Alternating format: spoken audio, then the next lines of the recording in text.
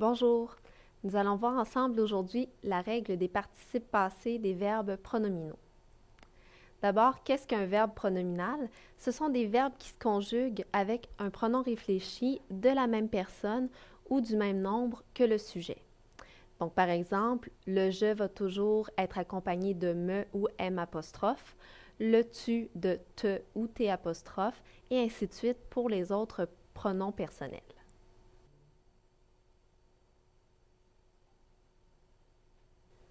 Ce qu'il faut savoir, c'est qu'il y a deux catégories de verbes pronominaux. D'abord, les verbes essentiellement pronominaux, donc qui sont toujours pronominaux. Par exemple, le verbe évanouir, c'est l'exemple le plus courant. On peut dire elle s'est évanouie. Par contre, on ne peut pas dire elle évanouit. C'est ce qui fait d'évanouir un verbe essentiellement pronominal. La deuxième catégorie, ce sont les verbes occasionnellement pronominaux. Par exemple, le verbe voir. On peut dire elle s'est vue, donc elle s'est vue dans un miroir, par exemple, mais on peut aussi dire elle a vu quelque chose. Donc les deux formes fonctionnent, ce qui fait de voir un verbe occasionnellement pronominal. Le repérage des participes passés des verbes pronominaux est assez simple quand on porte attention. Donc, ils sont toujours composés d'un pronom réfléchi, comme je l'ai mentionné, de l'auxiliaire être et d'un participe passé, bien sûr. Attention toutefois, il ne faut pas confondre les participes passés employés avec l'auxiliaire être et les participes passés des verbes pronominaux. Donc, il faut vraiment se fier sur la présence d'un pronom réfléchi pour savoir à quel type de participe passé on a affaire. Je commence d'abord par la règle des participes passés essentiellement pronominaux. Donc, la règle générale est que le participe passé s'accorde en genre et en nombre avec le sujet du verbe. Les participes passés essentiellement pronominaux nécessitent certaines questions pour trouver le sujet du verbe dans la phrase. Par exemple, on peut dire « qui est-ce qui » plus pronom réfléchi, plus verbe être, plus participe passé, ou encore « qu'est-ce qui » plus pronom réfléchi, plus verbe être, plus participe passé. Ces questions nous mènent finalement au sujet du verbe avec lequel va s'accorder notre participe passé pronominal. La règle des participes passés occasionnellement pronominaux maintenant est que le participe passé va s'accorder en suivant la règle de ceux employés avec l'auxiliaire avoir. Donc, je vous rappelle cette règle. Il va prendre le genre et le nombre du CD ou du complément direct seulement si celui-ci est placé avant le verbe et il va demeurer invariable si celui-ci est placé après le verbe. Les participes passés occasionnellement pronominaux ont eux aussi leurs questions qu'on doit se poser pour trouver le complément direct. Donc, vous avez la question sujet plus verbe avoir plus participe passé plus qui, ou encore sujet plus verbe avoir plus participe passé plus quoi. Ces questions nous mènent à trouver le complément direct avec lequel va s'accorder ou non le participe passé pronominal. Je vous rappelle brièvement la démarche à suivre dans le cas des participes passés des verbes pronominaux. D'abord, on trouve notre participe passé dans la phrase. Ensuite, il faut déterminer s'il s'agit d'un participe passé essentiellement pronominal ou occasionnellement pronominal. Ensuite, on accorde le participe passé selon la règle adéquate.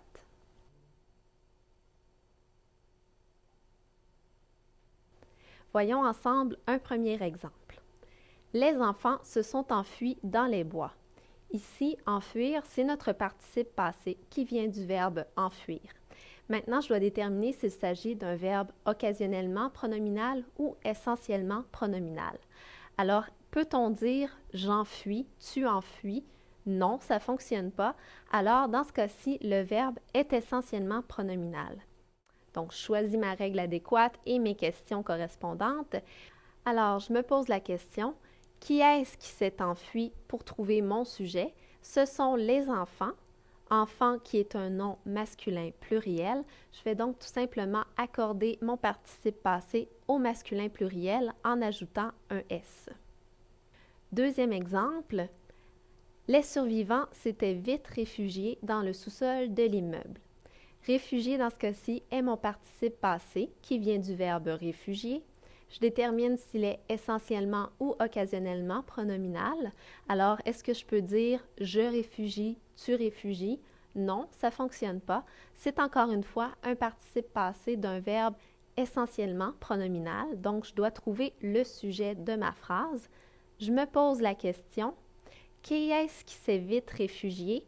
Ce sont les survivants, survivant qui est mon sujet, un sujet masculin pluriel. Je vais donc conjuguer mon participe passé au masculin pluriel en ajoutant un S.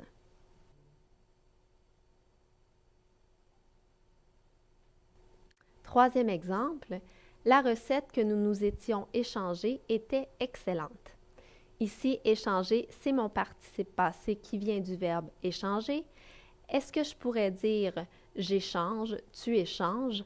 Oui, ça fonctionne. Alors, dans ce cas-ci, j'ai un participe passé d'un verbe occasionnellement pronominal.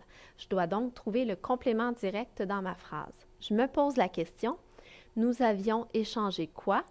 La réponse, c'est la recette. Recette qui est un complément direct placé avant le verbe et comme il est féminin singulier, je vais pouvoir accorder mon participe passé échangé, lui aussi au féminin singulier, en ajoutant tout simplement un « e ».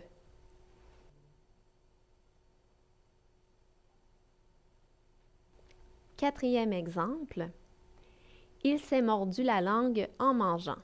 Mordu, c'est mon participe passé qui vient du verbe mordre. Je me pose la question, est-ce que je pourrais dire « je mords »,« tu mords ». Dans ce cas-ci, ça fonctionne. C'est donc un verbe occasionnellement pronominal et je dois trouver le complément direct.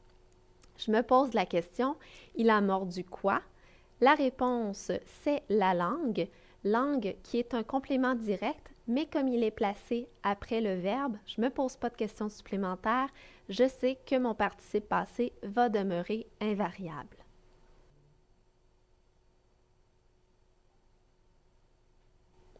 Pour la préparation de cette capsule linguistique, 3 sources ont été consultées, soit le site Internet du CCDMD, la grammaire du français actuel de Michel Théoret et André Mareuil, de même que le site Internet Visez juste en français de l'Université d'Ottawa. Merci.